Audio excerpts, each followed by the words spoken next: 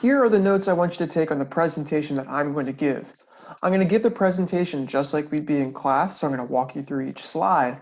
Some information is not on the slide, so you're going to have to listen as you go through the slides. You can click through as I click through, and you're going to be finishing some of these sentences. One thing I learned, I wonder why, I have seen a documentary called blank about, and things like if I could make a documentary about blank because blank. So let's get started on the presentation.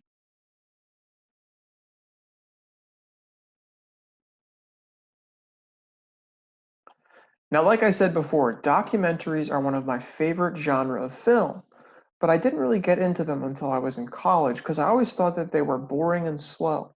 But I was totally wrong because just like all films, there are many different types of documentaries for all different types of film viewers.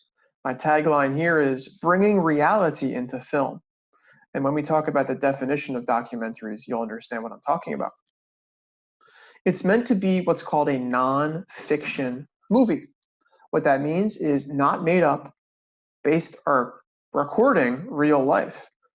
If you read a nonfiction book, then maybe you're reading about life in a meatpacking plant, or life at a high school, or life of a historical figure. There are documentaries about very similar topics that just film all of those events, and then it's up to the editor and director to pull them together to form a full movie. They're usually meant to educate, instruct, expose, inform, and preserve stories and cultures from around the world. So you might see a documentary of something that you have no physical contact with and may never in your entire life, but it gives you a glimpse into a totally different universe. Documentaries are almost as old as film itself. When movies just started, we had some very basic story structure, things like this film from a man named Lumiere in France, which involved a rocket going to the moon. That was not a documentary because rockets weren't around yet. But very soon after that, filmmakers realized that it might actually be better to film real life people because sometimes you capture truths about humanity or our status in life based on what you record. Early documentaries would show the world new cultures and also brought footage from the front lines of war. The first documentaries were taken during World War I, a world-changing event, but they really came into their own during World War II, which we'll talk about next. So here on the left is one of the first blockbuster documentaries, and I'll move my face here so you can see it. It was called Nanook of the North.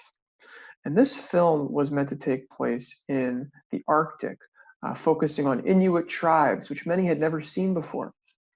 And it focused on a hardworking main character named Nanook. This was most of America and the world's first experience with the Inuit tribes, and people all of a sudden were fascinated by the life of living in igloos, ice fishing, and using husky-style dogs to pull a sled. The truth was, though, that the director of this film staged most of it. The main character wasn't even named Nanook. So the actual documentary itself was a bit of stretching the truth. And we'll be talking about that as we talk about documentaries. Over on the right here, we have a documentary called The Battle of Midway, which was by a famous director of American Western films named John Ford. He was hired by the US government to make documentaries of what was going on during World War II. And he was actually able to board bomber planes and witnessed several explosions and dogfights, one of which actually left him deaf in one ear. Now, what's interesting here is you could say that this is not a documentary at all, but it's meant to be propaganda. Propaganda is a term which is meant to use persuasive techniques and footage to try to sway the viewer in a way that's pretty straightforward, or maybe not straightforward. Another example of early documentaries was the documentaries of George Stevens. And I'll pull his name here so you can see. Well, you can't see George Stevens, but that's George Stevens. He was a famous American director of comedies and dramas, but when World War II hit, he was also hired by the government to film documentaries. He was one of the first people into concentration camps in World War II, and he had his camera crew with him, and he saw what it was like in those concentration camps. The footage scarred him so much that he was never the same afterwards. But his documentaries of what it was like in those camps actually were used at what's called the Nuremberg trials, which were where Nazis were tried for war crimes. And the footage, some people say, is what swayed many of those Nazis to be found guilty because it was straightforward evidence of nonfiction documentary filmmaking. I would not call that propaganda necessarily, but that was used in a historical way. So some of the questions that are important to think about when you're thinking about documentaries and viewing them is this propaganda?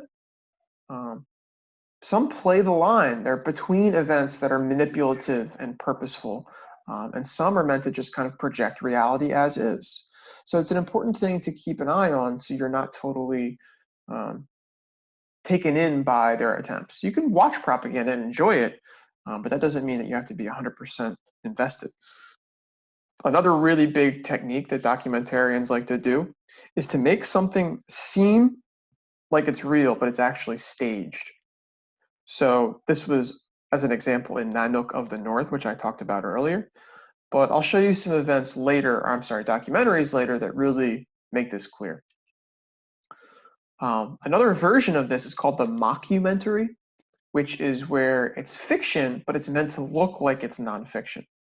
A classic example of this is The Office, where it's meant to be depicting a film crew filming a Scranton, Pennsylvania paper distributor office, but actually it's just actors pretending like they're being filmed. There's a bunch of types of documentary. These definitions can kind of flow easily, but I found some examples on the right here that I'd watched recently, which are examples of what's on the left. So, expository documentaries are meant to expose an unknown truth. These are pretty popular and are one of the most common forms of documentary. Over here on the right, you see Fahrenheit 9/11 was meant to expose the truth of the Iraq War, and it was a blockbuster film in theaters, which people saw, and some people changed their opinions of the war. Another famous example is The Inconvenient Truth, which features ex-Vice President Al Gore explaining climate change to many people who had not heard of it before. There's also impressionistic documentaries, which are more like poems than they are stories. And one of my favorite examples of this is the film Leviathan, which is on a fishing boat. And there's very few words uttered, but it depicts these beautiful, poetic, and sometimes terrifying images of what it's like to be on a fishing boat. Let's watch a clip of Leviathan so you can see what I mean by an impressionistic documentary. See, in this scene here, we have seagulls feeding in a way that's more artistically depicted. I didn't really get a good view there. But you get the idea that it's less bent on storytelling and more on images and poetry almost, visual poetry.